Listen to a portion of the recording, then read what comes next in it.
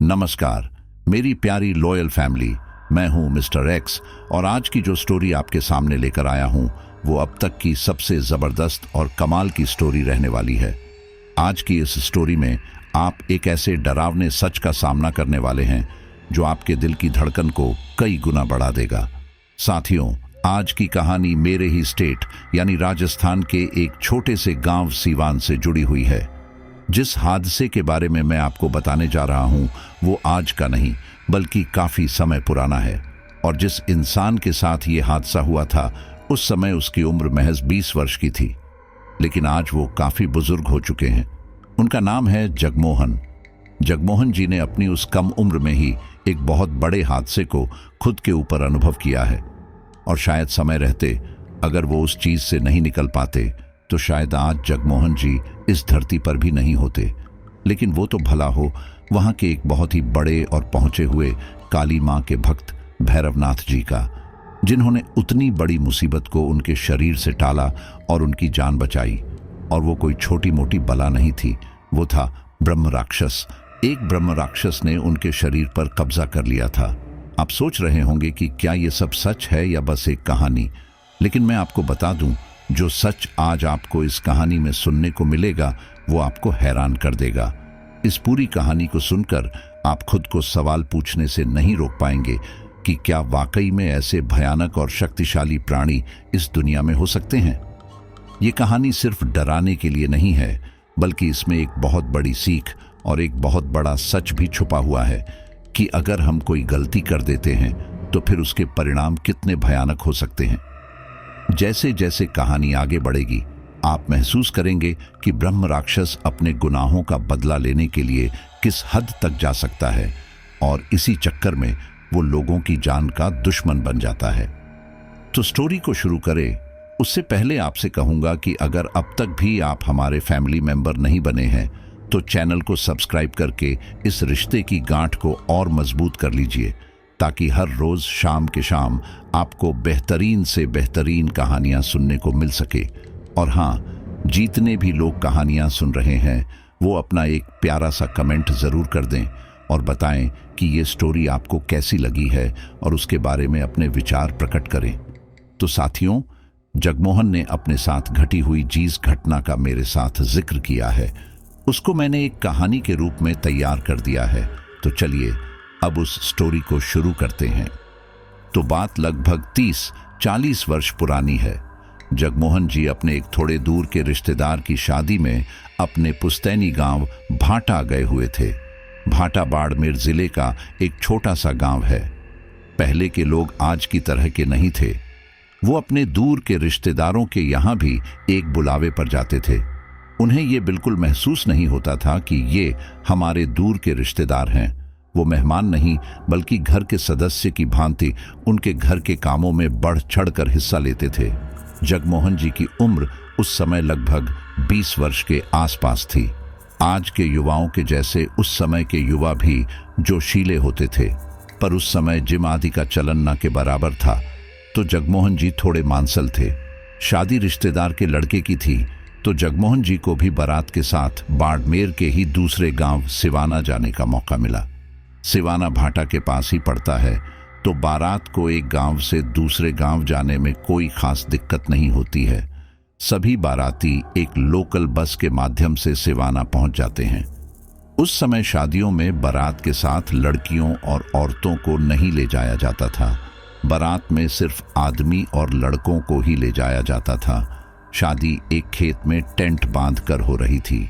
लड़की वालों के घर के गेट पर दूल्हे के द्वारा तोरण मारने के पश्चात खेत में छोटे से स्टेज पर वरमाला की रस्म होती है। फिर बारातियों को जिमाने यानी खाना खिलाने के लिए पत्तल लग जाती है। जगमोहन जी को जोरों की भूख लगी थी तो वो अन्य लोगों के साथ जिमने यानी खाना खाने बैठ जाते हैं। खाना खाने के पश्चात वो अपना पानी का ग्लास उठाकर एक तरफ हाथ धोने जाते हैं। वहां खाली जमीन पर हाथ धोते हुए उनकी नजर सामने एक बड़े से पीपल के पेड़ की तरफ जाती है। पीपल का पेड़ जड़ से सूखा और ऊपर से हरा भरा था। हाथ धोते हुए वो उस पेड़ को देखते हुए सोचने लग जाते हैं, ऐसा कैसे हो सकता है? कोई पेड़ अगर जड़ से सूखा है तो ऊपर से भी सूखा हुआ ही होना चाहिए। ये पेड़ ऊपर से इतना हरा भरा कैसे है? उनको कुछ समझ नहीं आता कि ये पीपल का पेड़ ऐसा कैसे है। उस वक्त वहां कोई नहीं था। आसपास खाली सूखे खेत थे। बारिश का इंतजार करते हुए खेतों की मिट्टी में दरार पड़ गई थी। जगमोहन जी को हाथ धोने के पश्चात टॉयलेट करने की इच्छा होने लग जाती है। वो जड़ से सूखे उस पीपल के पेड़ के पास जाते हैं और टॉयलेट करके आ जाते हैं और वापस शादी समारोह में शामिल हो जाते हैं।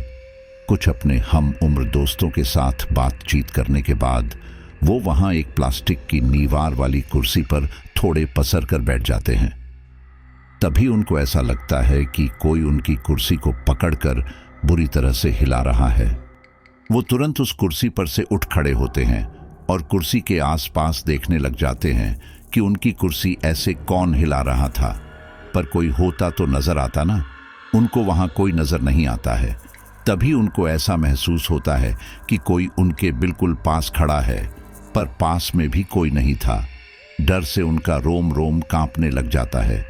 उनको समझ नहीं आता कि ये अचानक से उनके साथ क्या होने लग गया। वो जाते हैं और स्टेज के पास जाकर खड़े हो जाते हैं, जिससे कि उनको डर कम लगे। तभी उनका गांव का एक दोस्त उनके पास आकर खड़ा हो जाता है और उनसे बातचीत करने लग जाता है। उसका नाम श्यामलाल था। श्यामलाल आते ही बोला, और कैसे हो जगमोहन? बहुत दोनों बाद दिखे हो। तुम लोग शहर जाकर क्या बसे? गांव आना ही छोड़ दिया है तुम लोगों ने तो। अब कभी मुलाकात भी होती है तो बस किसी शादी समारोह या किसी की मृत्यु पर। जगमोहन जी गर्दन हिलते हुए बोले, हाँ सही कह रहे हो यार श्यामलाल। क्या करें, सचमुच में गांव आना बहुत कम होता है। शहरों का जीवन गांव के जीवन से बिल्कुल अलग होता है। और तुम सुनाओ, आजकल क्या कर रहे हो? श्यामलाल ने कहा, मैं बस आजकल बाबूजी की परचूनी की दुकान संभाल रहा हूं गांवों में, और कुछ ज्यादा तो चलता नहीं है। परचूनी की दुकान ही सबसे ज्यादा चलती है। जगमोहन जी श्यामलाल से बात करते करते अचानक से हकलाने लग जाते हैं। हाँ, परचूनी की दुकान। श्यामलाल बोला, अरे तुम ऐसे हकलाने क्यों लगे? तुम्हारी तबीयत तो ठीक है ना? जगमोहन जी हकलाते हुए ही बोले, हाँ ठीक है। ये बोलकर वापस जाकर खाना खाने के लिए बिछी लंबी पट्टीदार दरी पर जाकर बैठ जाते हैं। श्यामलाल तो वहां से चला जाता है, पर जिन लोगों ने उनको पहले खाना खाते हुए देखा था, उन लोगों को बड़ा आश्चर्य होता है कि इसने अभी थोड़ी देर पहले ही तो खाना खाया था, इसे इतनी जल्दी फिर से भूख कैसे लग गई? खैर, उनको कोई टोकता नहीं है, क्योंकि उन लोगों को लगता है इसका और गुलाब जामुन खाने का मन हो रहा होगा, इसलिए वापस खाना खाने आ गया है। जगमोहन जी दोबारा भी ढेर सारा खाना खाते हैं और डकार मारकर उठते हैं। फिर हाथ धोकर पीपल के पेड़ के नीचे गर्दन नीची कर जमीन में आंखें गड़ाए बैठ जाते हैं। पीपल के पेड़ के नीचे उनको बैठा देख वहां एक बुजुर्ग आते हैं और उनसे कहते हैं, अरे ओ भैया, यहां इस वक्त इस पीपल के पेड़ के नीचे क्यों बैठा है? इस पीपल में बहुत सारे भूत प्रेत राक्षस आदि रहते हैं। भाग जा यहां से, वरना कहीं तुझे लेने के देने न पड़ जाए। बुजुर्ग के कहने का जगमोहन जी पर कोई असर नहीं होता है। वो गर्दन नीची किए जमीन को ही घूरते रहते हैं। तभी उस बुजुर्ग को स्पर्श करता हुआ शीतलहर की सी हवा का एक झोंका गुजरता है। उसके कानों में तीखी सीटी के जैसा स्वर गूंजता है, जिससे उसके रोंगटे खड़े हो जाते हैं। दहशत के मारे वो थर थर कांपने लग जाते हैं। तभी जगमोहन की आंखें लाल हो जाती हैं और वो उस बुजुर्ग को कहते हैं, मुझे बहुत भूख लगी है। रोटी, दाल, चावल, मिठाई से मेरी भूख मिट नहीं रही है। अब मैं तुझे खाऊंगा। मेरी मानव मांस खाने की तीव्र इच्छा हो रही है। अच्छा हुआ तू खुद मेरे पास चला आया, वरना मैं तेरे पास आने ही वाला था। एक समय था जब तूने मुझसे पूजा तो करवा ली थी, पर दक्षिणा के नाम पर तूने मुझे बस एक अगुनी देकर टरका दिया था। मैं वही हूं, याद आया कुछ? ये सब सुन उस बुजुर्ग की सांसें धौंकनी के समान फूलने लग जाती है। वो खड़ा खड़ा ही लड़खड़ाने लग जाता है। तभी जगमोहन जी अपनी नीची गर्दन एक सीलन भरे लकड़ी के दरवाजे के चरमराने की सी आवाज के साथ उठाते हैं। उनका चेहरा तंबई यानी तांबे के समान और आंखें पूरी लाल थीं। वो बुजुर्ग लड़खड़ाता हुआ वहीं गिर जाता है और उसका बीपी इतना बढ़ जाता है कि उसके प्राण पखेरु वहीं उड़ जाते हैं। जगमोहन जी के अंदर घुसी ब्रह्म राक्षस की आत्मा अजीब तरीके से हंसती हुई वहां से उठती है और फिर सामान्य बन भोजन पंडाल में भोजन करने पहुंच जाती है। जगमोहन जी फिर भोजन पंडाल में पहुंच भोजन करने के लिए पट्टीदार दरी पर बैठ जाते हैं। उसके दरी पर बैठते ही पत्तल लगाने वाला उसके सामने पत्तल रख देता है और फिर भोजन परोसने वाले एक एक कर आते हैं और उसकी पत्तल में सारी सब्जियां, पुड़ियां, मिठाइयां रखकर चले जाते हैं। जगमोहन जी फिर ऐसे भोजन करने लग जाते हैं जैसे कि वो पहली बार भोजन कर रहे हों। जगमोहन जी को तीसरी बार ऐसे भोजन करता देख वहां पूरे पंडाल में कानाफूसी शुरू हो जाती है और इधर एक आदमी उस बुजुर्ग को पीपल के पेड़ के नीचे मृत पड़ा हुआ देख लेता है। उस मृत बुजुर्ग व्यक्ति को चुपचाप उनके घर ले जाया जाता है जिससे कि शादी के घर अफरा तफरी न मचे और लोग बिना वजह नई नवेली दुल्हन पर किसी भी प्रकार की कोई छींटा कंसी न करे। और चूंकि फेरे हो चुके थे तो बारात को जल्द से जल्द विदा कर उस मृत बुजुर्ग व्यक्ति की अंतिम क्रियाकर्म की तैयारियां शुरू हो जाती है। इधर जगमोहन जी बारात के साथ विदा हो वापस अपने पुस्तैनी गांव भाटा लौट आते हैं। जगमोहन जी के अंदर घुसकर बैठी ब्रह्म राक्षस की आत्मा सिवान गांव के एक पुजारी की ही थी। वो पुजारी बहुत ज्ञानवान था। वो लोगों के घरों में पूजा पाठ और कभी कभी कर्मकांडी पंडित यानी मृत लोगों का क्रियाकर्म करने वाले की भी भूमिका निभा लिया करता था। साथियों, मैं आपको बता दूं कि ब्रह्म राक्षस सामान्यतः उच्च ब्राह्मण कुल और उच्च ज्ञानी वर्ग की वो आत्माएं होती हैं जिन्होंने अपने जीवन काल में बहुत उच्च शिक्षा ग्रहण की हो। मृत्यु के उपरांत भी इनमें वो शिक्षा स्थापित रहती है। ये अधिकतर धर्म का पालन करने वाले और आध्यात्मिक इच्छा शक्ति से युक्त रहते हैं, यानी वो इंसान जिसने वेद, शास्त्र और पुराणों का गहरा ज्ञान हासिल किया था लेकिन किसी कारण से उसने अपने नॉलेज का गलत यूज किया या अधर्म के रास्ते पर चला गया। ऐसे ब्राह्मण को एक शाप मिलता है और वो ब्रह्म राक्षस बन जाता है। यानी ब्रह्म राक्षस का जन्म एक शाप का रिजल्ट होता है। वो एक पावरफुल बीइंग होता है जिसकी आत्मा ट्रैप्ड होती है और उसे शांति नहीं मिलती। वो हमेशा तड़पता रहता है लेकिन साथ ही उसमें इतनी ताकत होती है कि वो किसी भी इंसान को अपने वश में कर सकता है। ब्रह्म राक्षस का फिजिकल अपीयरेंस बहुत भयानक होता है। ये 8 से 10 फीट तक लंबे, बहुत चौड़े और लाल होते हैं। किसी जंगली जानवर की तरह इनके सिर में दोनों तरफ सिंग निकले हुए होते हैं।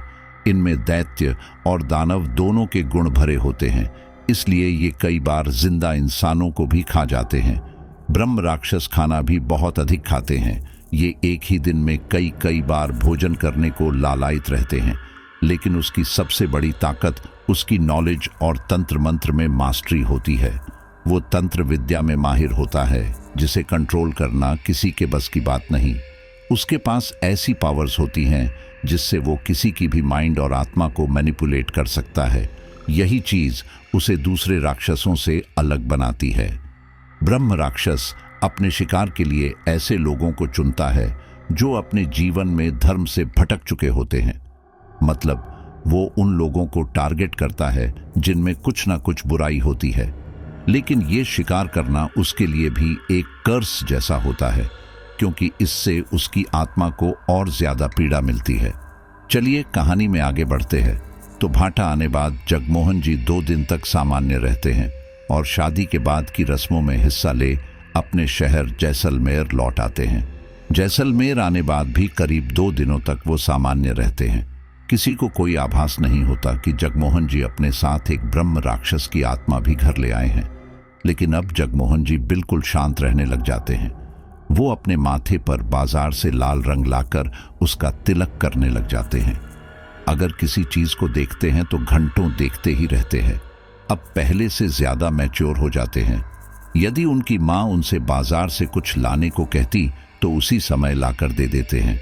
अपने पिता के साथ उसके वेज होटल, जिसका नाम श्याम भोजनालय था, उस पर जाने लग जाते हैं। जैसलमेर को गोल्डन सिटी भी कहा जाता है और वहां टूरिस्ट बहुत आते हैं। विदेशी टूरिस्ट के साथ साथ घरेलू टूरिस्ट की भी बाढ़ सी रहती है। इसलिए उनका होटल, जिसका श्याम भोजनालय, अच्छा खासा चलता था। जगमोहन जी अब अपनी BA की पढ़ाई के साथ साथ पिता के भोजनालय को संभालने में भी उनकी मदद करने लग जाते हैं। अब जगमोहन जी अपने होटल पर जब मर्जी आए खूब सारा खाना भी खाने लग जाते हैं। होटल उनके पिता था तो कोई भी उनको किसी भी चीज को खाने से रोकता नहीं था। उनके घर में उनकी माताजी, पिताजी, दादाजी, दादी जी, उनकी 5 बहनें और एक छोटा भाई रहता था। वो अपने परिवार में सबसे बड़े थे। उनका सबसे छोटा भाई नंदू था, जो महज 5 वर्ष का था। बीच में 5 बहनें थीं, जिनका नाम कमला, बिमला, शिमला, निर्मला और पेमली था। भाटा से आने के बाद जगमोहन जी इतने समझदार और थोड़े ज्यादा ज्ञानवान हो जाते हैं कि परिवार के सभी सदस्य उनसे पहले की अपेक्षा ज्यादा खुश रहने लग जाते हैं।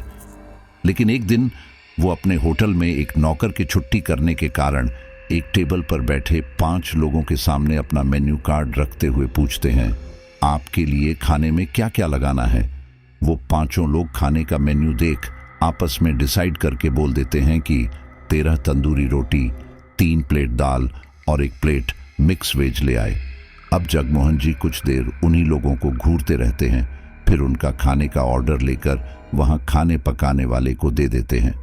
उनके ऑर्डर के हिसाब से उनका खाना प्लेट में लगना शुरू हो जाता है। तभी होता है एक हादसा।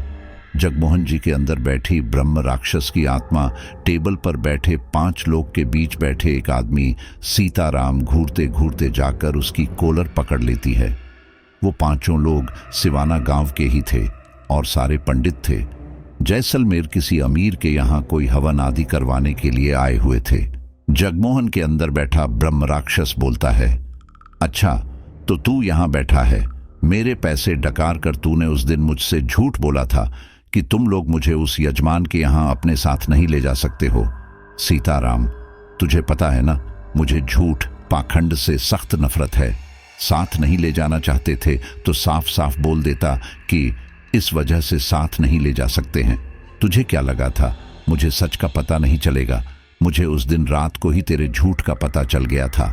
जगमोहन जी को उन 5 लोगों के बीच उस आदमी का कॉलर पकड़े ये सब बोलता देख जगमोहन जी के पिताजी, जो काउंटर पर गल्ले के पास बैठे थे, भाग कर आते हैं और उस आदमी सीताराम का कॉलर जगमोहन जी से छुड़ाने लग जाते हैं। पर उस वक्त जगमोहन जी के पिताजी जगमोहन जी के हाथों से सीताराम का कॉलर नहीं छुड़ा पाते हैं, क्योंकि उस वक्त जगमोहन जी में 100 हाथियों के बराबर बल आ चुका था। जगमोहन जी उस सीताराम को कॉलर से पकड़कर वहां से उठाते हैं और उस होटल से बाहर लाकर पटक देते हैं। वहां भीड़ इकट्ठी हो जाती है कि ये इसे क्या हो गया, ये अपने होटल में खाना खाने आए ग्राहकों से कैसा व्यवहार कर रहा है। वहां इकट्ठे सारे लोग मिलकर जगमोहन जी के हाथों से सीताराम को छुड़ाते हैं, क्योंकि जगमोहन जी के अंदर घुसी ब्रह्म राक्षस की आत्मा अब सीताराम की गर्दन पकड़ चुकी थी। वहां मौजूद लोगों में से किसी को कुछ समझ नहीं आया था कि ये जगमोहन उससे कौन से पैसे डकारने और झूठ बोलने की बात कर रहा है। पर सीताराम जगमोहन जी की बातें सुन सब समझ जाता है कि इस जगमोहन के अंदर शिवराम की आत्मा घुस चुकी है। जगमोहन जी को वहां मौजूद लोगों द्वारा पकड़कर रखने से वो 5 पंडित सहित सीताराम सिर पर पैर रखकर वहां से भाग जाता है। जगमोहन जी के अंदर घुसी ब्रह्म राक्षस शिवराम की आत्मा वहां का माहौल देख कुछ देर के लिए शांत हो जाती है। जगमोहन जी के पिताजी उनको बहुत बुरी तरह से डांटते हुए जगमोहन जी को घर ले आते हैं और चिल्लाते हुए कहते हैं, आज के बाद मेरे इस होटल में पैर मत धरना। आज मेरी नाक कटवा कर रख दी। उन पंडितों को मेरे यहाँ से भूखा जाना पड़ा सो अलग। क्या बकवास कर रहा था तू? उस भले मानस की कॉलर सहित गर्दन पकड़कर झूठ बोला, पैसे डकार गया। जिन्हें हम लोग जानते तक नहीं उन लोगों पर इल्जाम लगा रहा था। वो ऐरे गहरे लोग नहीं थे, पंडित थे सारे। और तुझमें इतनी ताकत कहां से आ गई कि तूने मेरा हाथ झटक दिया था? अब चुप क्यों खड़ा है? जो पूछ रहा हूं उसका जवाब दे। इतनी डांट खाने और उन पंडितों को भले मानस कहे जाने से जगमोहन जी के अंदर घुसकर बैठा ब्रह्म राक्षस क्रोध में भर जाता है। इतने में नंदू जगमोहन जी का छोटा भाई अपनी बहन से लड़ता हुआ वहां आता है और कहता है, दीदी ने मेरी चॉकलेट चुराई है, दीदी ने मेरी चॉकलेट चुराई है। बस फिर क्या था, ये सुनते ही जगमोहन जी अपनी बहन को पकड़ बुरी तरह से मारने पीटने लग जाते हैं। बुरी तरह से मारते पीटते हुए बोलते जा रहे थे कि चोरी की तूने, चोरी की तूने, बोल क्यों चुराई तूने नंदू की चॉकलेट, और अपनी बहन को मारते जाते हैं। जगमोहन जी के पिताजी हक्के बक्के रह जाते हैं कि इसे ये क्या हो गया। वो जगमोहन जी के हाथों से उसकी बहन को छुड़ाने की बहुत कोशिश करते हैं, पर जगमोहन जी उसके हाथों से उसे छुड़ा नहीं पाते हैं। जगमोहन जी अपनी बहन को अधमरी कर छोड़ घर से बाहर निकल जाते हैं। अब उनके पिताजी को शक हो जाता है कि कुछ न कुछ गड़बड़ है, क्योंकि जगमोहन जी ने आज से पहले कभी किसी को न तो मारा था, न ही ऊंची आवाज में कभी किसी से बात की थी। जगमोहन जी के पिताजी को समझ नहीं आता कि इतना शांत रहने वाला लड़का इतना अजीबो गरीब और आक्रामक व्यवहार क्यों कर रहा है। तभी उनके घर का बड़ा सा दरवाजा बजता है। खट खट खट। वो बाहर जाकर देखते हैं कि कौन है। बाहर दरवाजे पर एक पतला लंबा सा आदमी खड़ा था, जिसकी आंखें बेहद डरावनी और अंदर की तरफ ढंसी हुई थी। उसके सिर के बाल और दाढ़ी बेतहाशा बड़े हुए थे। शरीर पर मैल की मोटी परत जमी हुई थी। उसे देखकर ऐसा लग रहा था जैसे वो बेहद बीमार हो और वर्षों से नहाया नहीं हो। जगमोहन जी के पिताजी बोले, जी कहिए क्या काम है आपको और किससे मिलना है आपको। वो बोला, जी मैं उसका दोस्त धनकड़ सिंह हूं, यहीं पास में ही रहता हूं। जगमोहन के पिताजी बोले, पास में ही रहते हो, पर मैंने तो तुम्हें पहले कभी नहीं देखा। यहाँ के लोगों को तो मैं बहुत अच्छी तरह से जानता हूं। वो बोला, जी आपने ध्यान नहीं दिया होगा, पर मैं यहीं पास में ही रहता हूं। जगमोहन जी के पिताजी बोले, हाँ हो सकता है मैंने ध्यान ना दिया हो, खैर वह आएगा तो मैं उसको बता दूंगा कि तुम्हारा दोस्त धनखड़ सिंह आया था। जगमोहन जी के पिताजी धनखड़ सिंह से बात कर ही रहे थे कि अंदर जोर से पीतल का थाल गिरने की आवाज आती है। वह भागकर अंदर जाते हैं और देखते हैं कि वहां पर क्या हुआ। अंदर जाने पर उनको पता चलता है कि उनकी पत्नी के हाथ से पीतल का थाल गिर गया है। अपनी बेटी को बेहोश देखकर जगमोहन जी के पिताजी जल्दी से पानी के छींटे अपनी बेहोश बेटी के मुंह पर डालते हैं और कहते हैं, इसे जगमोहन ने बहुत बुरी तरह से मारा था, इसलिए इसकी ये हालत हुई है। उनकी बात सुन उनकी पत्नी को भी अपने बेटे जगमोहन पर बहुत तेज गुस्सा आता है। जगमोहन जी के पीछे पीछे धनखड़ सिंह भी अंदर आ गया था। उनकी बात सुन वो कहता है, ऐसा हो ही नहीं सकता, जगमोहन अपनी बहन को ऐसे नहीं मार सकता, उससे एक मच्छर तो मारा नहीं जाता, अपनी बहन को ऐसे कैसे मार सकता है। तभी मुंह पर पानी के छींटे मारने से जगमोहन जी की बहन उठकर बैठ जाती है और इतने में जगमोहन जी भी घर आ जाते हैं। घर आते ही जगमोहन जी नजर जैसे ही अपने दोस्त धनखड़ सिंह पर पड़ती है, उनका चेहरा गुस्से में लाल हो जाता है। वो उसका हाथ जोर से मोड़ देते हैं और गाल पर एक जोरदार तमाचा जड़ देते हैं। जगमोहन जी के पिताजी ये देखकर बोले, ये क्या बेहूदगी है, इसे बिना बात क्यों मार रहा है। जगमोहन जी अपने पिता की बात सुनकर उन्हें घूरते हुए कहते हैं, मुझे झूठ से सख्त नफरत है। जो भी झूठ बोलेगा, पाखंड रचेगा, मैं उसका यही हाल करूंगा। ये बोलकर अपने दोस्त को घूरते हुए कहते हैं, क्यों बे लंबे पंजे वाले, अब भी अपनी माँ को झूठी कस्में खाएगा। बात बात में माँ की झूठी कस्में खाने वाले झूठे यहाँ किस लिए आया है। भाग जा यहाँ से, वरना तू मेरे हाथों से मर जाएगा। ये बोलते बोलते अपनी बहन को घूरते हुए बोलने लग जाते हैं, और झूठ बोलेगी, अब की बार झूठ बोली तो जान से मार दूंगा, समझी तू। झूठ बोलना पाप है, समझी कि नहीं तू। अब जगमोहन जी के पिताजी को पक्का यकीन हो जाता है कि जगमोहन के ऊपर किसी ऊपरी शक्ति का साया है, क्योंकि जगमोहन जी की आवाज बहुत भारी और अजीब सी हो गई थी। वो सभी को खा जाने वाली नजरों से घूर रहे थे, किसी पंडित की तरह माथे पर तिलक लगा रहे थे, दिन में 5-5 बार खूब सारा खाना खा रहे थे, सो अलग। उस वक्त तो जगमोहन जी के पिताजी जगमोहन जी से कुछ नहीं कहते, वह वहां से चले जाते हैं। उनका दोस्त धनखड़ भी वहां से चला जाता है। उनकी मां भी रसोई घर में चली जाती है, बहन भी अंदर चली जाती है चुपचाप। जगमोहन जी फिर घर से बाहर निकल जाते हैं। जगमोहन जी के पिताजी अब एक तांत्रिक के यहाँ पहुंच जाते हैं इस समस्या का हाल जानने के लिए कि क्या सचमुच में जगमोहन जी के ऊपर किसी ऊपरी हवा का साया है या नहीं। इधर जगमोहन जी को रास्ते में उनका दोस्त धनखड़ मिल जाता है। जगमोहन जी उसे देखते ही उसे आवाज लगाकर अपने पास बुलाते हैं और कहते हैं, आज तो मैं तुझे छोड़ रहा हूं, पर आइंदा से याद रखना, अपनी मां की झूठी कसम खाई तो तेरा गला दबाकर तुझे मार दूंगा। अब उनके दोस्त धनखड़ सिंह को जगमोहन जी पर गुस्सा आ जाता है। गुस्से में वो कहता है, बड़ा आया मारने वाला, मेरी मां की मैं झूठी कस्में खाऊं या सच्ची, इससे झूठे क्या, चल जा यहां से। आज के बाद हमारी दोस्ती खत्म, 2 महीने से बीमार पड़ा हूं, मेरी ये दशा हो गई है। मेरा हाल चाल पूछने की जगह मुझे झूठ न बोलने के प्रवचन दे रहा है। मुझे कुछ पैसों की सख्त जरूरत थी, इसीलिए इस हालत में भी तेरे पास आया था। कौन झूठ नहीं बोलता, कभी कभार झूठ चलता है। धनखड़ की बात सुन जगमोहन जी को अपने दोस्त को बहुत तेज गुस्सा आता है। वह उसका हाथ मरोड़कर उसकी गर्दन पकड़ लेते हैं। गर्दन पकड़कर इतनी जोर से गर्दन को दबाते हैं कि उसी वक्त उसकी जान निकल जाती है और वह वहीं पर निढाल हो नीचे गिर जाता है। जगमोहन जी अपने मरे हुए दोस्त को लात मारकर आगे चले जाते हैं और चलते चलते एक पीपल के पेड़ के नीचे जाकर बैठ जाते हैं। पीपल के पेड़ के आसपास रेत ही रेत उड़ रही थी। जगमोहन जी अपनी आंखें मलते इधर उधर देख रहे थे। तभी वहां से एक स्त्री गुजरती है।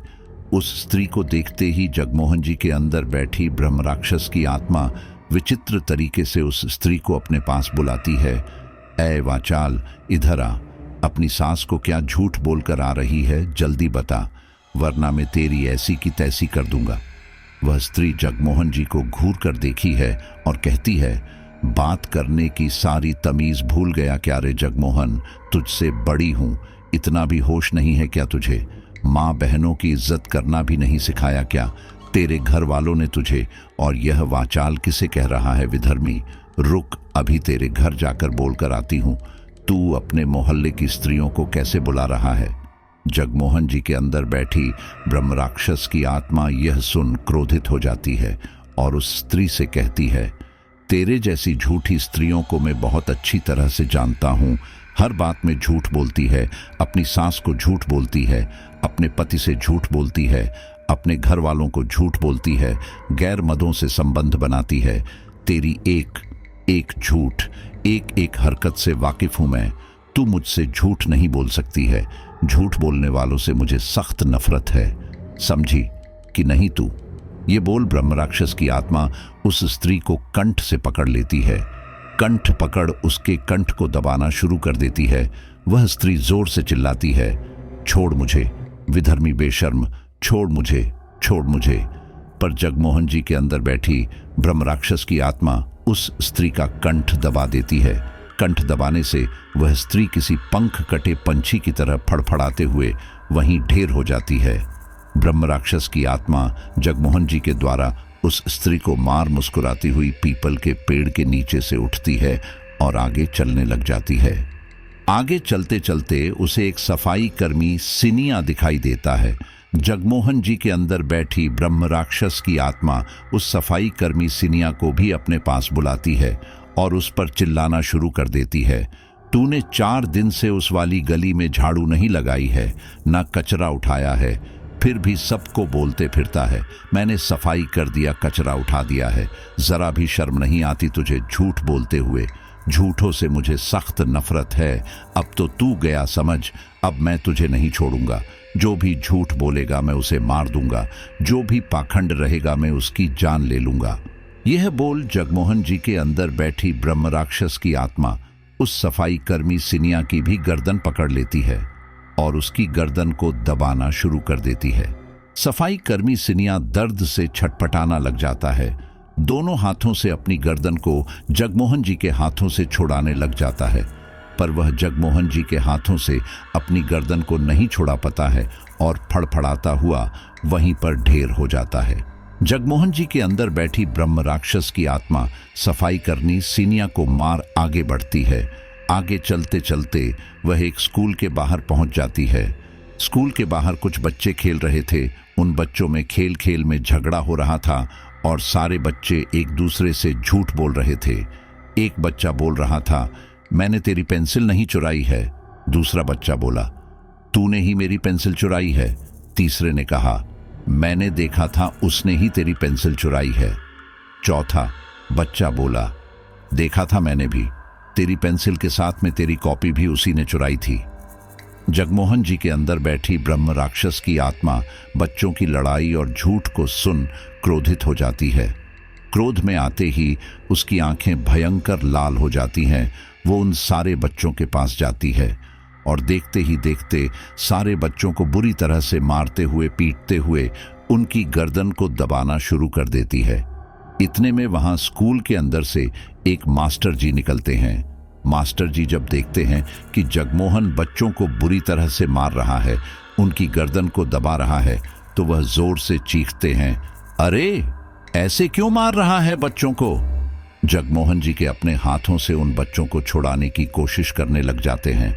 छोड़ छोड़, और खूब जोर जोर से चिल्लाकर वहां लोगों को इकट्ठा कर लेते हैं और कहते हैं, ये देखो जगमोहन सारे बच्चों को बिना बात मार रहा है। ये सुन देख सारे लोग मिलकर जगमोहन जी को बुरी तरह से मारने लग जाते हैं और मारते हुए उनको उनके घर ले जाने लगते हैं। इतने में जगमोहन जी के अंदर 100 हाथियों के बराबर बल आ जाता है। वह सभी को मार मार के गिराने लग जाते हैं। वो किसी के भी काबू में नहीं आते हैं।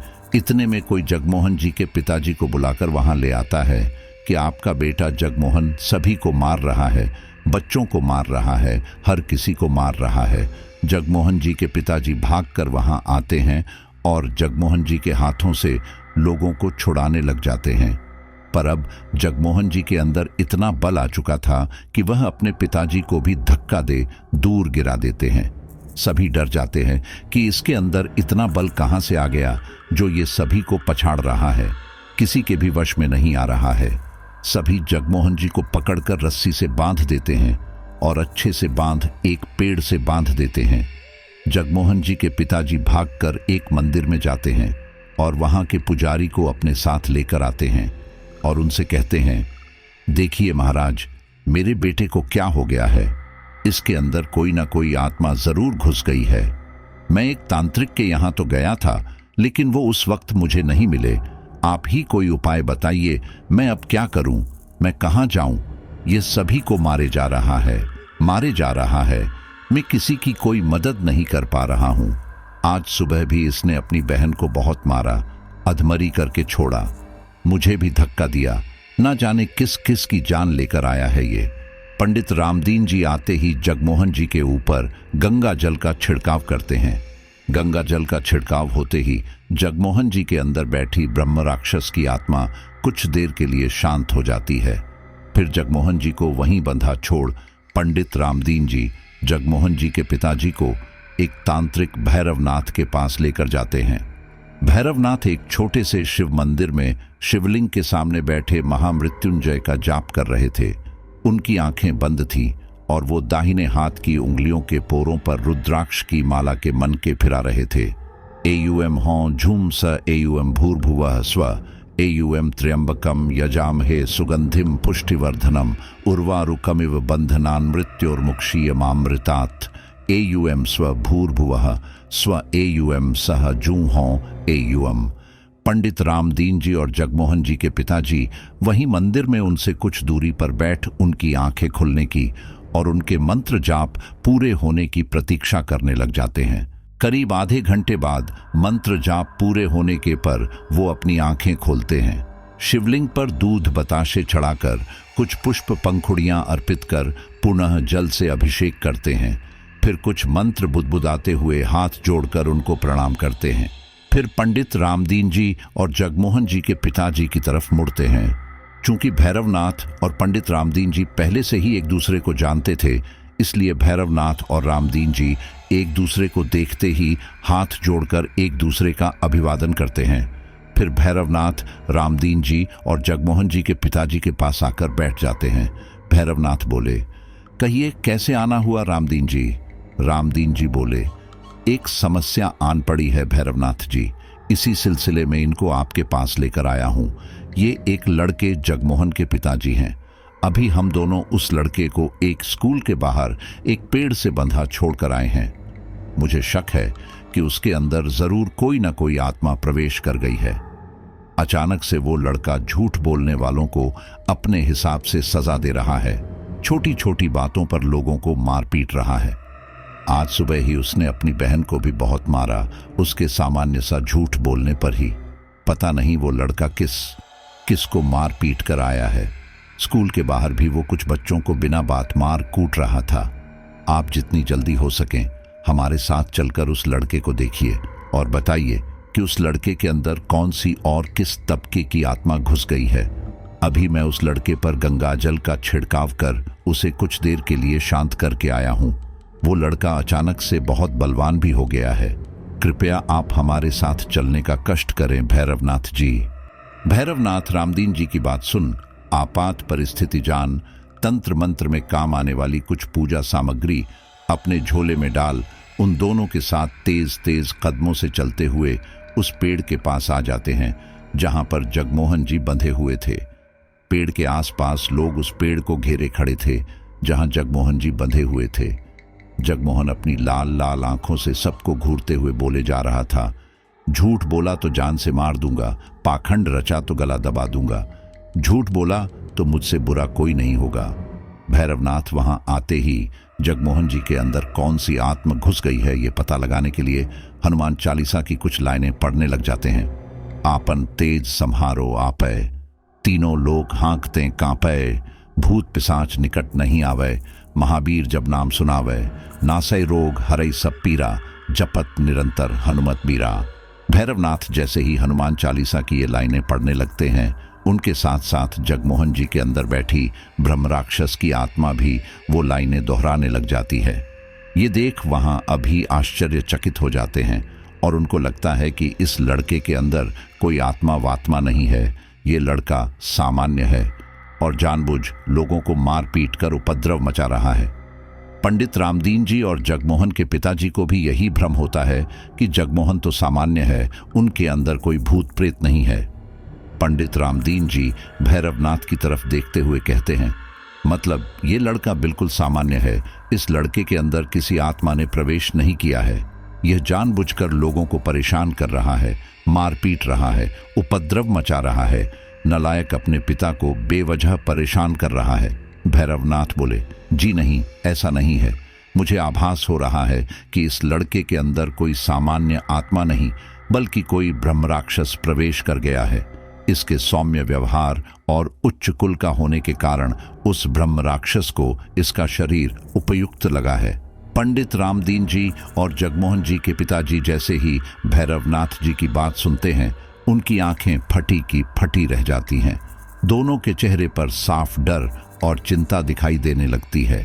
पंडित रामदीन जी और जगमोहन जी के पिताजी के मुंह से एक साथ निकलता है, क्या जगमोहन के अंदर ब्रह्म राक्षस की आत्मा घुस गई है?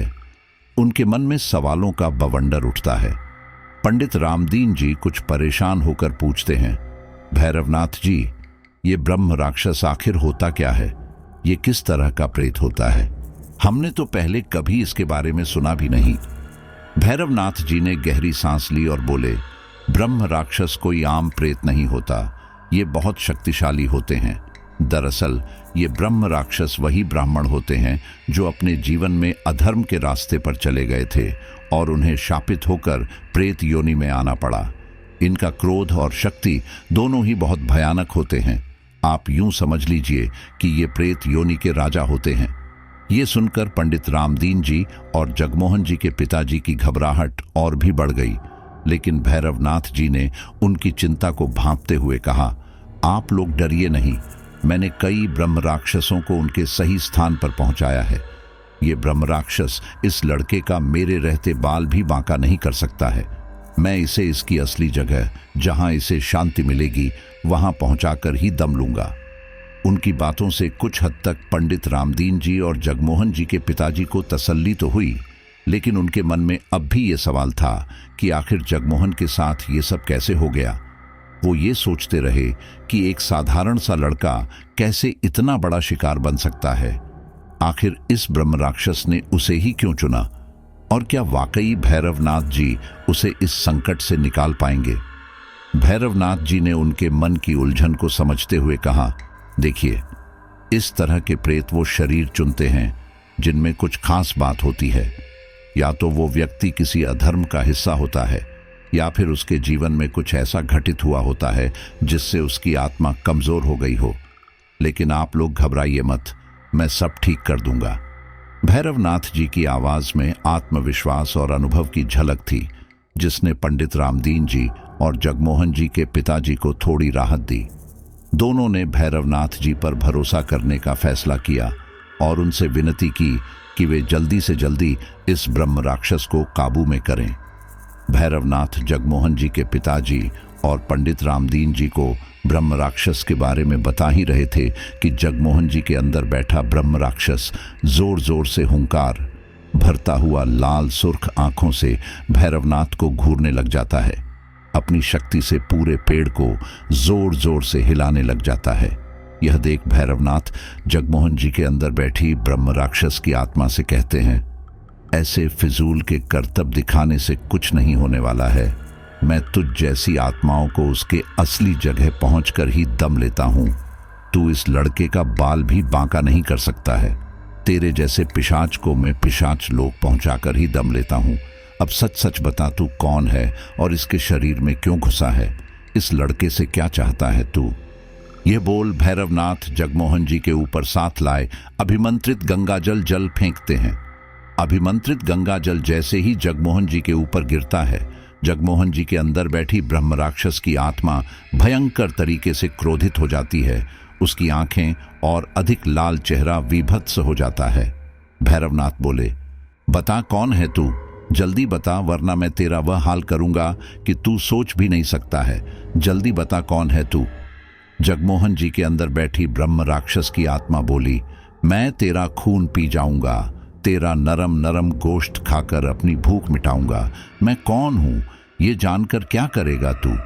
तेरे जैसे तांत्रिकों को मैं बहुत अच्छी तरह से जानता हूं, वह मेरा कुछ नहीं बिगाड़ सकते हैं।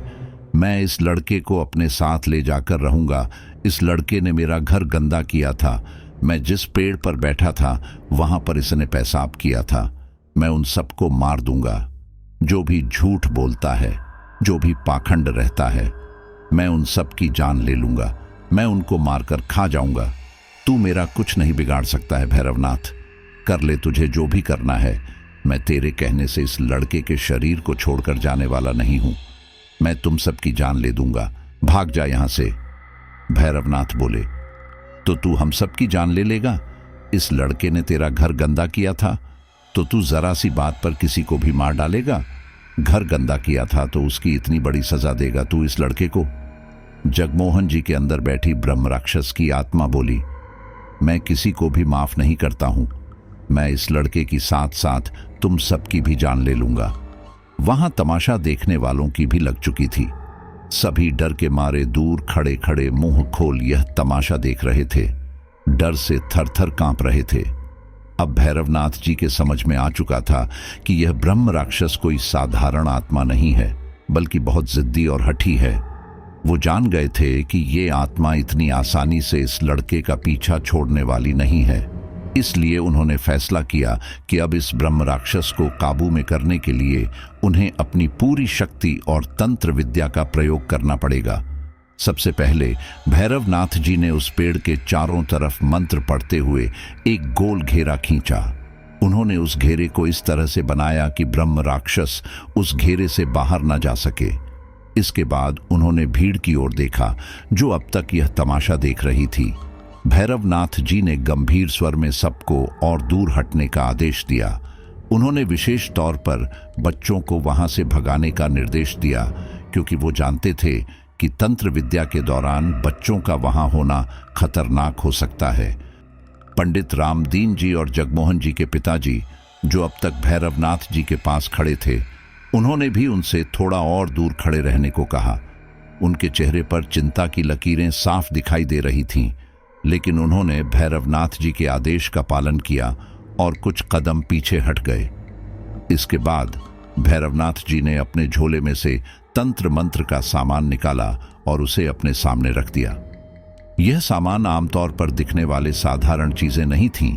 उसमें कुछ खास यंत्र, हवन सामग्री और कुछ ऐसी चीजें थीं जिन्हें देखकर ही अंदाजा लगाया जा सकता था कि इनका कोई गहरा रहस्य और शक्ति है। भैरवनाथ जी ने अपनी आंखें बंद कीं और कुछ देर तक गहरी सांसें लीं।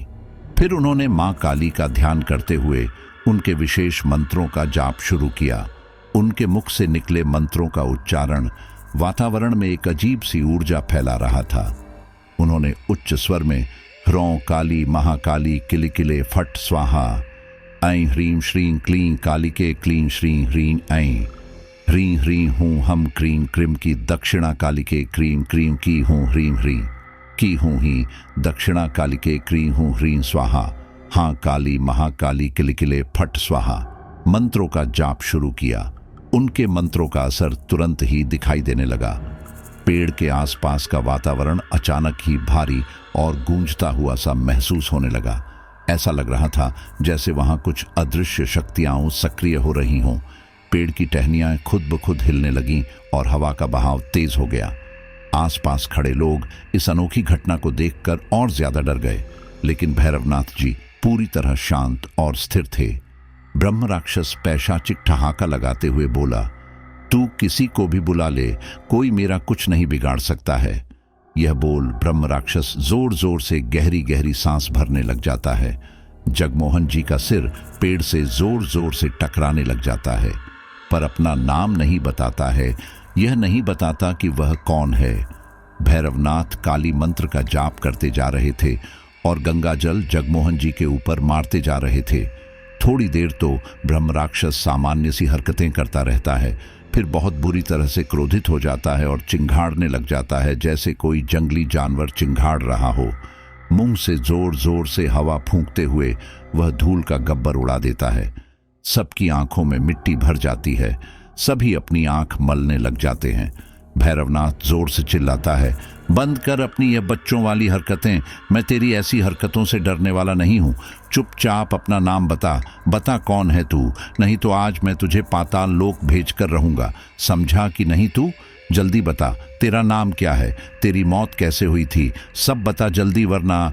तभी जगमोहन के शरीर में अचानक से एक अजीब सी हलचल होने लगी, मानो कोई अंदर से उसे हिला रहा हो। भैरवनाथ जी ने इस हलचल को देखा और समझ गए कि ब्रह्म राक्षस अब मां काली की शक्ति के सामने हार मानने लगा है। उन्होंने और जोर से मंत्रों का जाप किया। जगमोहन के शरीर के अंदर बैठे ब्रह्म राक्षस ने अचानक गहरी और भयानक सांसें भरते हुए हुंकार मारी। उसकी आवाज इतनी भारी और गूंजती हुई थी कि वहां खड़े सभी लोगों के रोंगटे खड़े हो गए। भीड़ एकदम चुप हो गई, जैसे किसी ने सबकी आवाज छीन ली हो। भैरवनाथ जी ने अपनी मंत्रों की माला को कसकर पकड़ा और ध्यान से ब्रह्म राक्षस की बातें सुनने लगे। ब्रह्म राक्षस ने अपनी आवाज में गुस्से और दर्द का मिश्रण करते हुए बोलना शुरू किया। मैं बहुत साल पहले राजा विक्रमादित्य का सेनापति हुआ करता था। मेरा नाम धीरमल था। मैंने अपने हठ और घमंड के कारण अपने ही राजा की आज्ञा के विरुद्ध जाकर एक दिन एक मंदिर में स्थापित ब्रह्मा की मूर्ति को रात्रि के अंधेरे में तोड़ दिया था। ये सुनकर वहां खड़े सभी लोग सन्न रह गए। ऐसा लग रहा था जैसे समय ठहर गया हो। सबकी निगाहें उस हुंकारते ब्रह्म राक्षस पर टिक गईं। भैरवनाथ जी भी ध्यान मग्न हो गए, क्योंकि उन्हें समझ आ रहा था कि इस ब्रह्म राक्षस की पीड़ा गहरी है।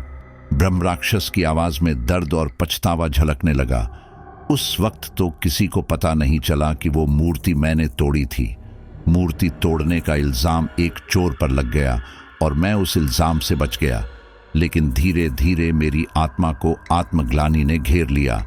मैं राजा विक्रमादित्य को ये बताना चाहता था कि मूर्ति मैंने तोड़ी है, उस निर्दोष चोर ने नहीं। पर मैं राजा के सामने अपना गुनाह कबूल करने का साहस नहीं जुटा पा रहा था। उसके शब्दों से स्पष्ट हो रहा था कि ये पीड़ा उसे सालों से जलाती रही थी। उसकी गहरी सांसें और आवाज से मानो वो अपने पाप की आग में जल रहा था। और जब तक मैं ये साहस जुटा पाता, तब तक बहुत देर हो चुकी थी। राजा विक्रमादित्य ने उस चोर को मृत्युदंड दे दिया। उस चोर की मौत का कारण मैं ही था। मैं दोषी था, लेकिन उस चोर को सजा मिल गई। मेरा मन व्यथित और दुखी रहने लगा। मैं दिन रात पछतावे की आग में जलता रहा। धीरे धीरे मेरा स्वास्थ्य बिगड़ने लगा और अंततः मुझे सेनापति पद से हटा दिया गया। ब्रह्म राक्षस की बातें सुनकर भैरवनाथ जी को भी उस दुख की गहराई का एहसास हो रहा था। उन्होंने अपने मंत्रों का जाप बंद कर दिया और ध्यान से ब्रह्म राक्षस की व्यथा सुनने लगे। उनके चेहरे पर गंभीरता और चिंता के भाव थे। धीरमल ने आगे कहा, सेनापति पद से हटाए जाने के बाद मैं अपने पुस्तैनी गांव सिवाना लौट आया। वहां एक नया मंदिर बना था और चूंकि मैं ब्राह्मण कुल से था, मुझे उस मंदिर का पुजारी बना दिया गया। मैंने वहां पूजा पाठ और हवन का काम शुरू किया। मैं उस मंदिर की सुबह शाम की आरती करने लगा। मंदिर की सफाई आदि भी स्वयं ही करने लगा, परंतु मेरा दिल अब भी उस अपराध की याद से छलनी था। उसकी आवाज में एक ठहराव था, जैसे वो अपनी तकलीफ खुद भी महसूस कर रहा हो। मुझे लोग पूजा पाठ में बुलाने के बाद कुछ दक्षिणा देते थे, कुछ नहीं और कुछ अटुनी देकर टरका देते। मैं किसी से कुछ नहीं कहता था, लेकिन मेरे मन में अब भी वो बोझ था कि मेरे कारण एक निर्दोष की जान गई है। ये सोच सोच कर मैं अंदर ही अंदर घुलता रहा। मैं बूढ़ा हो चुका था, मेरा शरीर कमजोर हो गया था। एक दिन मंदिर की सफाई करते हुए मेरा पैर फिसल गया और मैं सीढ़ियों से गिरकर मर गया। अब उसके स्वर में एक अजीब सा क्रोध और नफरत झलकने लगी। मरने के बाद भी मुझे मुक्ति नहीं मिली। मैं ब्रह्म राक्षस बन गया।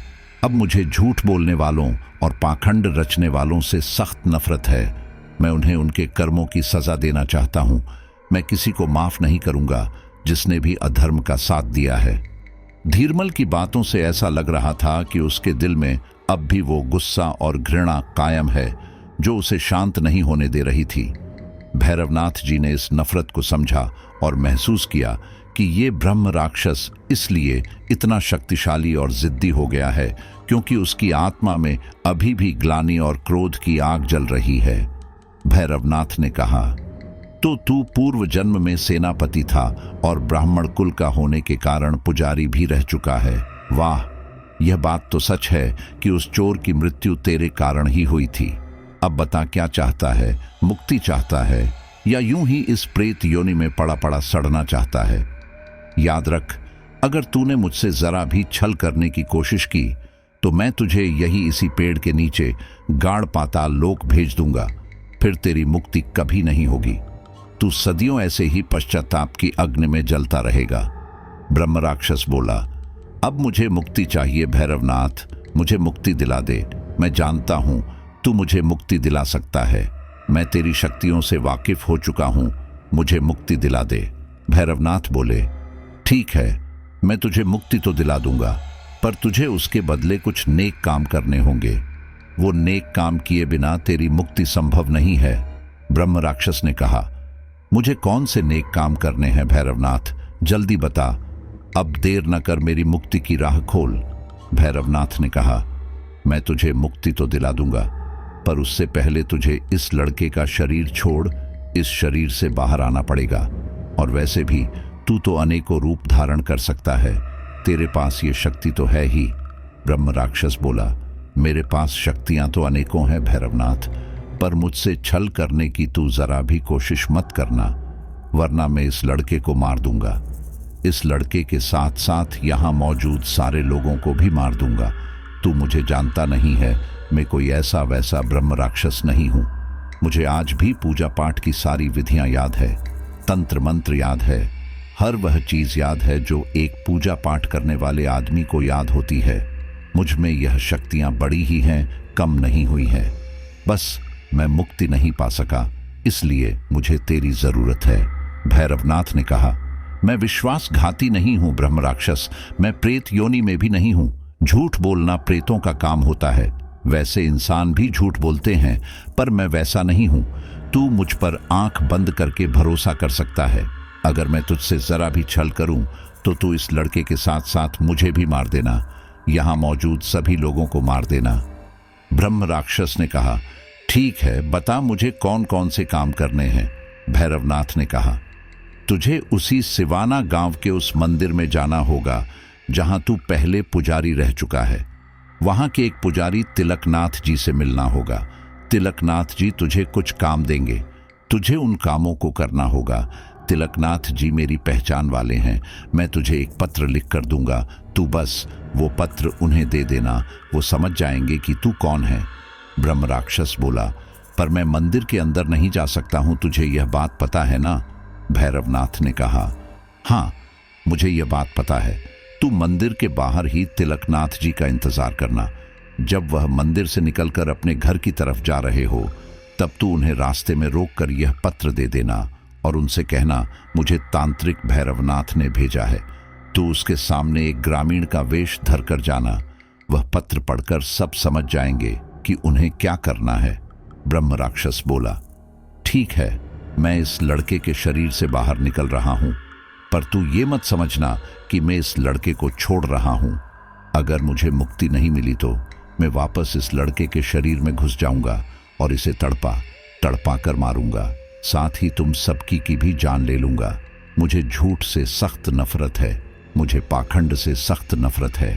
भैरवनाथ ने कहा, ठीक है, अगर मैं तुझे मुक्ति न दिला पाऊं तो तू इस लड़के सहित हम सबको भी मार देना, लेकिन याद रख, अगर तूने उन कामों को नहीं किया तो तुझे मुक्ति नहीं मिलेगी। ब्रह्म राक्षस ने कहा, मैं समझ गया हूं, मैं उस काम को अवश्य पूरा करूंगा। भैरवनाथ ने कहा, जा अब अपनी मुक्ति के लिए लड़, तिलकनाथ जी से मिल और वह सारे काम कर जो तेरी मुक्ति के लिए जरूरी है। ब्रह्म राक्षस एक झटके के साथ जगमोहन जी के शरीर से बाहर निकल जाता है और अदृश्य हो सिवाना गांव के पुजारी तिलकनाथ जी से मिलने चला जाता है।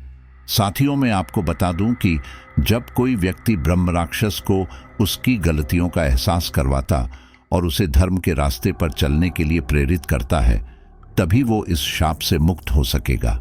लेकिन ये प्रोसेस उसके लिए बहुत पेनफुल होती है। उसे अपने सारे पापों का प्रायश्चित करना पड़ता है और अपने अहंकार को त्यागना पड़ता है। और भैरवनाथ ने उस ब्रह्म राक्षस की मुक्ति के लिए यही सब कुछ करने के लिए उसको कहा है। ब्रह्म राक्षस के जगमोहन जी के शरीर से निकलने के बाद जगमोहन जी के पिताजी, पंडित जी, भैरवनाथ सभी मिलकर पेड़ से बंधे जगमोहन जी की रस्सियां खोलते हैं, जिन रस्सियों से लोगों ने उन्हें बांध रखा था। जगमोहन जी के पिताजी और पंडित रामदीन दोनों भैरवनाथ का बहुत बहुत आभार जताते हैं। जगमोहन जी के शरीर की सारी शक्ति चली गई थी, इसलिए उनके पिताजी उनको पंडित रामदीन जी की सहायता से घर ले जाते हैं। भैरवनाथ जगमोहन जी को अकेला न छोड़ने की हिदायत देते हैं उनके पिताजी को, क्योंकि अभी ब्रह्म राक्षस से जगमोहन जी की पूरी मुक्ति नहीं हुई थी। भैरवनाथ वहां उपस्थित सभी ग्रामीणों को वहां से अपने अपने घर जाने के लिए कहते हैं। सभी लोग वहां से उठकर चले जाते हैं। भैरवनाथ कुछ देर बाद जगमोहन जी के घर ही चले जाते हैं, क्योंकि अभी ब्रह्म राक्षस का खतरा टला नहीं था। कुछ ही देर में ब्रह्म राक्षस सिवाना गांव के उस मंदिर के पास पहुंच जाता है जहां सालों पहले वह पुजारी रह चुका था। वह मंदिर से बाहर एक ग्रामीण का वेश धर कर खड़ा हो जाता है और पुजारी तिलकनाथ जी का इंतजार करने लग जाता है। करीब 2 घंटे बाद पुजारी जी मंदिर से निकल अपने घर की ओर जाने लगते हैं। तब ब्रह्म राक्षस उन्हें रास्ते में रोक लेता है और कहता है, मुझे भैरवनाथ जी ने आपके पास भेजा है, यह पत्र पढ़ लीजिए, यह पत्र उन्होंने आपके लिए दिया है। पुजारी जी वह पत्र लेकर पढ़ने लगते हैं। पत्र पढ़ने के बाद वह ग्रामीण बने ब्रह्म राक्षस को ऊपर से नीचे तक देखते हैं और कहते हैं, ठीक है, मैं सब समझ गया, मुझे उम्मीद है तुम मुझे कोई हानि नहीं पहुंचाओगे। मैं भैरवनाथ जी के कहे अनुसार तुम्हारी मुक्ति की राह खोल दूंगा, तब तुम्हें भैरवनाथ जी मुक्ति दिला देंगे। पुजारी तिलकनाथ जी बोले, तुम्हें 4 कोस दूर एक नदी पर जाना होगा और वहां के जल में तैर रही मछलियों को आटे की कुछ गोलियां खिलानी होगी। फिर वहां से कुछ दूर एक झोपड़ी है, वहां उस झोपड़ी में एक बुढ़िया रहती है। उस बुढ़िया को 4 सोने के मोहरे देकर आनी है, क्योंकि उस बुढ़िया का बेटा चोर था और पुलिस के हत्थे चढ़ गया था। एक दिन पुलिस वालों ने उसका एनकाउंटर कर दिया। अब वो बुढ़िया बेसहारा और अकेली हो गई है और मुश्किलों में अपने दिन काट रही है। अब तुम्हें उसे सहारा देना होगा और धन देना होगा। ब्रह्म राक्षस ने कहा, ठीक है, मैं तैयार हूं।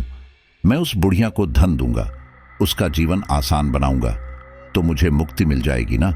पुजारी तिलकनाथ जी बोले, हाँ, मुक्ति मिल जाएगी, पर 2-4 और नेक कामों को करने के बाद। ब्रह्म राक्षस ने पुजारी तिलकनाथ जी की बात मानी और 4 कोस दूर उस नदी पर गया जहां बहुत सारी मछलियां पानी में तैर रही थी।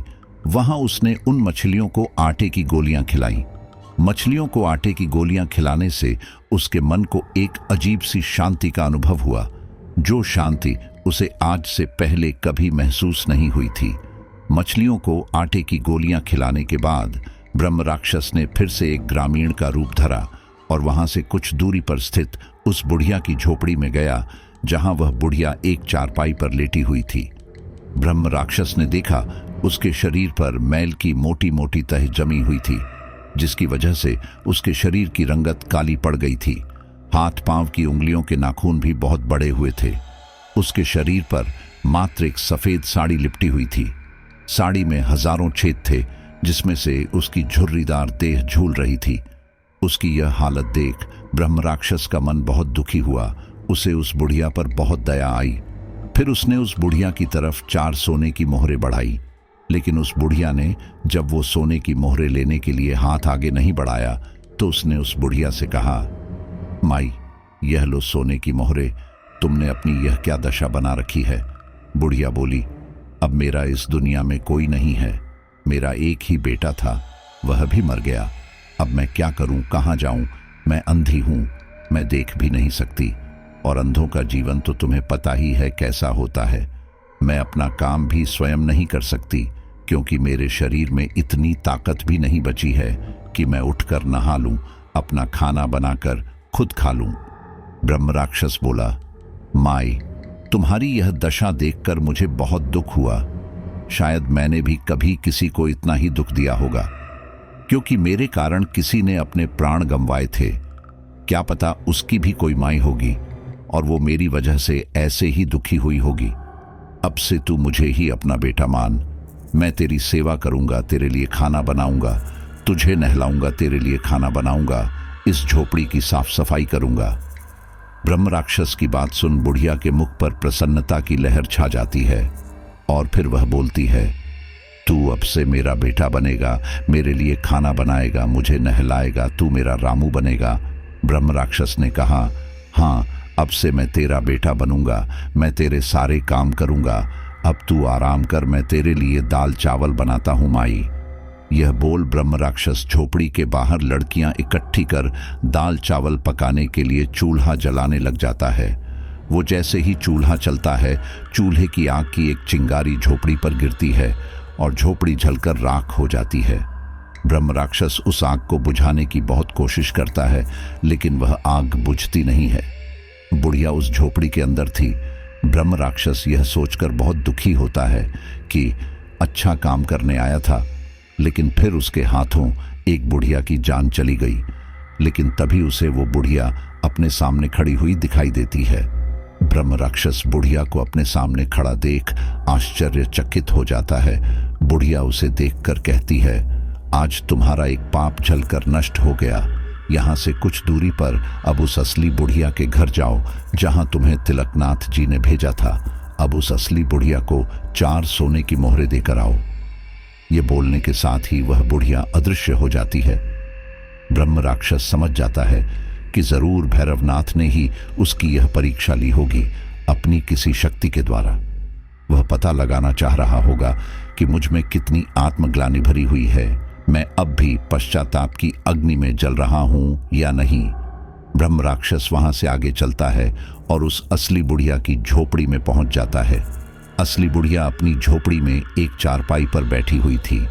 ब्रह्म राक्षस उसे 4 सोने की मोहरें देकर उस झोपड़ी से बाहर निकलता है और कुछ ही मिनटों में अदृश्य हो उड़ता हुआ पुजारी तिलकनाथ जी के पास उनके घर पहुंच जाता है। वो तिलकनाथ जी के सामने एक ग्रामीण का वेश धरकर उपस्थित हो जाता है और उनसे कहता है, मैं मछलियों को आटे की गोलियां खिलाया हूं और उस बुढ़िया को सोने की 4 मोहरें भी दे आया हूं। अब मुझे और कौन से नेक काम करने हैं, बताइए। पुजारी तिलकनाथ जी ने ब्रह्म राक्षस को देखा और मुस्कुराए। फिर उन्होंने उससे कहा, तुमने बहुत अच्छा नेक काम किया है, लेकिन अभी भी तुम्हें अपनी मुक्ति के लिए 3 नेक काम और करने बाकी है। ब्रह्म राक्षस बोला, 3 नेक काम? जल्दी बताइए मुझे, और क्या क्या करना है? अब मुझसे ये प्रेत योनि और सहन नहीं हो रही है। पुजारी तिलकनाथ जी बोले, तुम्हें एक ऐसे व्यक्ति की मदद करनी होगी जो तुमसे पहले भी मिल चुका है। वह व्यक्ति वह पुजारी है जिसने तुम्हें पहले धोखा दिया था।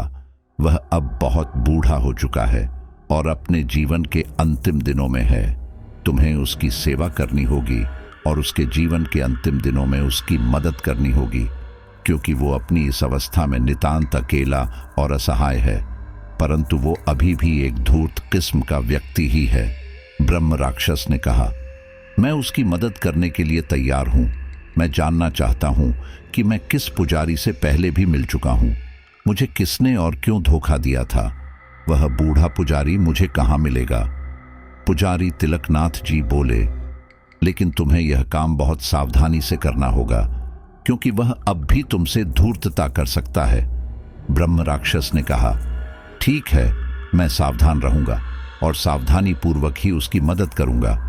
पुजारी तिलकनाथ जी उसे वहीं सिवाना गांव के ही एक पुजारी के घर का पता बता देते हैं। पलक झपकते ही ब्रह्म राक्षस एक ग्रामीण का वेश धर उस पुजारी के घर पहुंच जाता है, क्योंकि उस पुजारी का घर पुजारी तिलकनाथ जी के घर के पास ही स्थित था। उस पुजारी को देख ब्रह्म राक्षस की आंखें फटी की फटी रह जाती हैं, क्योंकि वह और कोई नहीं, ब्रह्म राक्षस का दुश्मन जीताराम था। जीताराम को देख एक बार तो ब्रह्म राक्षस का खून खौल जाता है। उसका मन करता है उसकी गर्दन वो वहीं मरोड़ दे और अपनी आत्मा की शांति कर ले, पर फिर उसे अपनी मुक्ति का ध्यान आता है और वो बुखार से भट्टी की तरह जल रहे मूर्छित जीतराम के सिर पर ठंडे पानी की पट्टियां रखने लग जाता है। जीतराम का शरीर इतना पीला पड़ चुका था कि उसे देख ऐसा लग रहा था जैसे किसी ने उसके शरीर का सारा खून निचोड़ दिया हो। उसकी आंखें अंदर की तरफ धंसी हुई थी और बदन की चमड़ी हड्डियों का साथ छोड़ चुकी थी। उसके मुंह पर सफेद पपड़ी जमी हुई थी। ब्रह्म राक्षस जीतराम को देखता हुआ उसके सिर पर ठंडे पानी की पट्टियां रखता रहता है। सिर पर लगातार ठंडी पट्टियां रखने से थोड़ी ही देर में जीतराम का बुखार थोड़ा कम हो जाता है। बुखार कम होने से उसकी मूर्छा टूटती है। मूर्छा टूटने पर जीतराम को लगता है कि कोई गांव वाला उसकी सेवा में जुटा है। जीतराम ने उससे कहा, तुम कौन हो ग्रामीण, और मेरी सेवा क्यों कर रहे हो? ब्रह्म राक्षस बोला, मेरा धीरमल है। धीरमल नाम सुनते ही जीताराम की आंखों के कोरों में आंसू भर जाते हैं और वह आंसू उसके गालों पर लुढ़कने लग जाते हैं। फिर वो कहता है, मेरा एक मित्र था, उसका नाम भी धीरमल था। वो बहुत अच्छा था। एक समय में हम दोनों साथ ही एक मंदिर में पूजा पाठ का काम किया करते थे। एक बार उस मंदिर से एक चांदी का पात्र चोरी हो गया और मैंने उस चोरी हुए पात्र का इल्जाम धीरमल पर लगा दिया था। चोरी का इल्जाम लगाए जाने से उस बेचारे का नाम बहुत बदनाम हुआ। उसे पूजा पाठ का काम मिलना भी बंद हो गया, पर इससे मेरा बहुत फायदा हुआ। मुझे पूजा पाठ का काम और अधिक मिलने लग गया। मेरी आर्थिक उन्नति हुई और उसकी आर्थिक हानि हुई, मानहानि हुई। मुझे बाद में बहुत पछतावा हुआ, पर वह मुझे फिर मिला नहीं।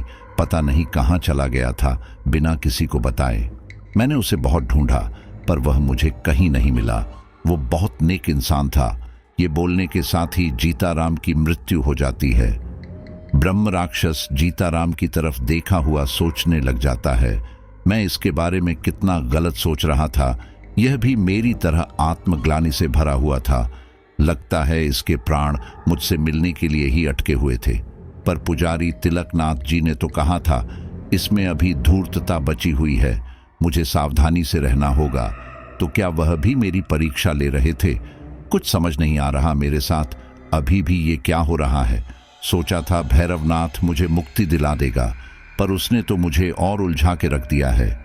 नेक काम करने जा रहा हूं और किसी न किसी की मृत्यु हुई जा रही है। पर एक बात तो है, मेरे अंदर से क्रोध खत्म होता जा रहा है। ब्रह्म राक्षस बनने के बाद भी मुझ में अत्यधिक क्रोध बचा था। मैं बुरा ब्रह्म राक्षस था। मेरा मन शांत होता जा रहा है। अब मुझे कुछ कुछ समझ में आ रहा है। सिर्फ वही बुरा नहीं होता जो बुरा करता है, बुरा वह भी होता है जो हमारे दिल दिमाग में चल रहा होता है। जीताराम के लिए मेरे मन में अब तक क्रोध भरा हुआ था। मेरा क्रोध अब शांत हो चुका है। चलो, अब जो भी होना था वह तो हो चुका। चलता हूं अब वापस पुजारी तिलकनाथ जी के पास अपने बचे 2 और नेक कामों को करने के लिए। ब्रह्म राक्षस पलक झपकते ही पुजारी तिलकनाथ जी के पास आ जाता है और उनसे कहता है, मैंने आपके कहे अनुसार काम कर दिया है। अब मुझे मेरे और बचे 2 नेक काम जल्दी से बताइए, जिससे कि मैं उन कामों को करके मुक्ति पा सकूं। पुजारी तिलकनाथ जी ने कहा, अब तुम्हें एक अनाथ आश्रम में जाकर वहां अनाथ बच्चों को खाना खिलाकर आना है। उनको उनकी जरूरत का सामान देकर आना है। फिर एक अस्पताल में जाकर वहां कुछ रोगियों की सेवा करके आनी है। ब्रह्म राक्षस ने कहा, ठीक है, मैं ये दोनों काम कर दूंगा। फिर तो मुझे मुक्ति मिल जाएगी ना? फिर तो मेरी मुक्ति की राह में कोई अड़चन नहीं है ना? पुजारी तिलकनाथ जी बोले, हाँ, तुम्हें अवश्य मुक्ति मिल जाएगी। भैरवनाथ जी तुम्हें मुक्ति अवश्य दिला देंगे। ब्रह्म राक्षस ने कहा, मैं यह दोनों काम करके आता हूं। ब्रह्म राक्षस पलक झपकते ही सिवाना गांव के पास एक गांव के अनाथ आश्रम में पहुंच जाता है। उस अनाथ आश्रम की दुर्दशा हो रखी थी। अस्त व्यस्त फटे कपड़ों में कुछ बच्चे खेल रहे थे, कुछ बच्चे आपस में लड़ाई कर रहे थे, कुछ बच्चे एक खाली सीट पर चित्रकारी कर रहे थे, तो कुछ बच्चे खाने को लेकर लड़ रहे थे। यह सब देख ब्रह्म राक्षस को बहुत दुख होता है। विशेषकर उसको उनके फटे कपड़ों और खाने को लेकर लड़ाई करते देख बहुत दुख होता है। वह अपनी शक्ति से एक परचूनी की दुकान पर पहुंच जाता है और वहां से खूब सारा राशन और बिस्किट लेकर अनाथ आश्रम में आ जाता है। राशन वहां की रसोई में रख देता है और बिस्किट सारे बच्चों में बांट देता है। फिर अपनी शक्ति से एक कपड़े की दुकान पर पहुंच जाता है। वहां से बच्चों के खूब सारे कपड़े लेता है और फिर उन कपड़ों को लेकर वापस अनाथ आश्रम में आ जाता है। फिर वेश बदलकर एक ग्रामीण का रूप धरकर सभी बच्चों में वो कपड़े और बिस्किट के पैकेट बांट देता है। फिर वहीं से कुछ दूरी पर स्थित एक सरकारी अस्पताल में पहुंच जाता है। उसे उस अस्पताल की दयनीय हालत देखकर भी बहुत दुख होता है, क्योंकि वहां मरीजों की बैठने के लिए कुर्सी और साफ पानी की भी उचित व्यवस्था नहीं थी।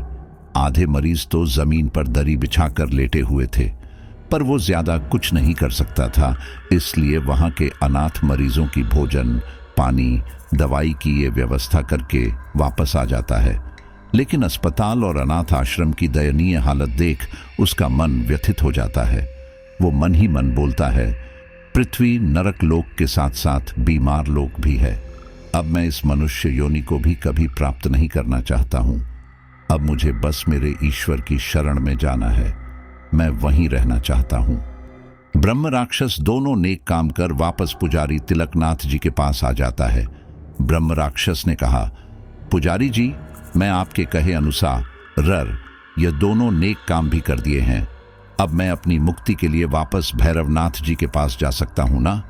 पुजारी तिलकनाथ जी मुस्कुराते हुए ब्रह्म राक्षस से कहते हैं, हाँ, अब तुम भैरवनाथ जी के पास सकते हो। तुम एक अच्छे ब्रह्म राक्षस हो। मुझे पहले यकीन नहीं था कि तुम इतने अच्छे भी हो सकते हो, पर तुम सचमुच में एक अच्छे ब्रह्म राक्षस हो। किसी भी अच्छे मनुष्य में ही आत्मग्लानि हो सकती है।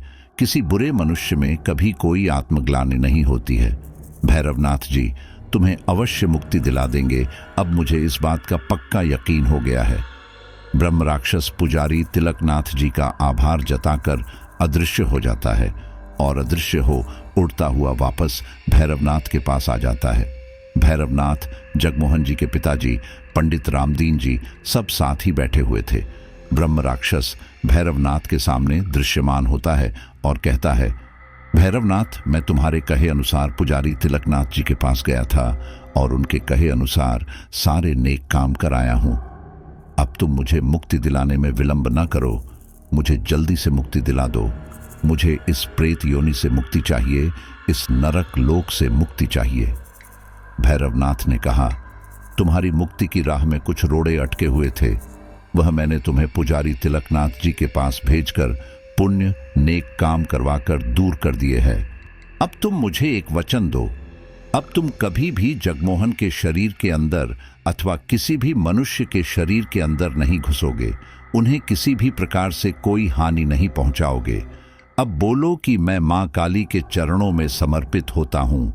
ब्रह्म राक्षस बोला, मैं वचन देता हूं, जगमोहन के शरीर में अब कभी नहीं घुसूंगा, किसी भी मनुष्य के शरीर में कभी नहीं घुसूंगा, किसी भी मनुष्य को कभी कोई हानि नहीं पहुंचाऊंगा।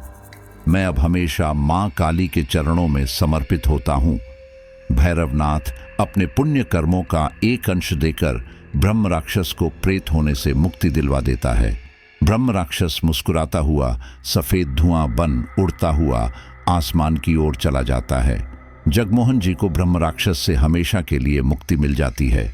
फिर भैरवनाथ उन्हें सीख देते हैं कि कभी भी किसी भी पीपल के पेड़, बरगद के पेड़, बबूल के पेड़ या किसी भी पुराने बड़े पेड़ के नीचे किसी भी प्रकार का कोई भी अवांछित कार्य नहीं करना चाहिए, पेशाब नहीं करना चाहिए। यदि मजबूरी में करना आवश्यक हो तब ताली बजाकर या यहाँ जो है कृपया यहाँ से चले जाएं, मुझे माफ करें आदि शब्द बोलकर ही करना चाहिए। वैसे न करें तो ही बेहतर है। ये वायु रूपी शक्तियां कभी किसी की सगी नहीं होती, इनसे जितना दूर रहा जाए उतना ही अच्छा है। तो साथियों, हमारी आज की ये स्टोरी यहीं पर कंप्लीट होती है और मैं जानता हूं कि ये स्टोरी आपको बहुत ज़्यादा पसंद आई होगी। इसमें आप एक नई एंटिटी से रूबरू हुए होंगे। तो साथियों, बहुत कम लोग ऐसे होते हैं जो आखिर तक कहानी को सुनते हैं, लेकिन कुछ साथी कहानी को पूरी सुने बिना ही मिस्टर एक्स की लॉयल फैमिली वाला कमेंट कर देते हैं। लेकिन आज मैं आपको एक नई चीज़ें लिखने को दे रहा हूं और जो साथीगण इस चीज़ को लिखेंगे मैं समझ जाऊंगा कि उन्होंने आखिर तक स्टोरी को सुना है। तो वो लिखिए, सुनकर मिस्टर एक्स की कहानी दिल को मिली ठंडक सुहानी और उनका नाम अगली स्टोरी में ज़रूर लिया जाएगा। तो चलिए अब हम अपने फैमिली मेंबर्स का नाम लेते हैं। रणजीत प्रयागराज, विक्रम पंवार, जावेद मंसूरी दिल्ली, फैज़ अंसारी महाराष्ट्र, काजल गुप्ता दिल्ली, आयशा सद्दीक पाकिस्तान, सुनीता उत्तर प्रदेश, सुरेंद्र कुमार श्री गंगानगर, अजय कुमार जर्मनी, कुकू हिमाचल, रोकी और जैस्मीन झारखंड, राकेश कुमार वर्मा कानपुर, टीना बिहार, पिंकी तिवारी दिल्ली। आप सभी का बहुत बहुत धन्यवाद। मिलते हैं अगली स्टोरी पर।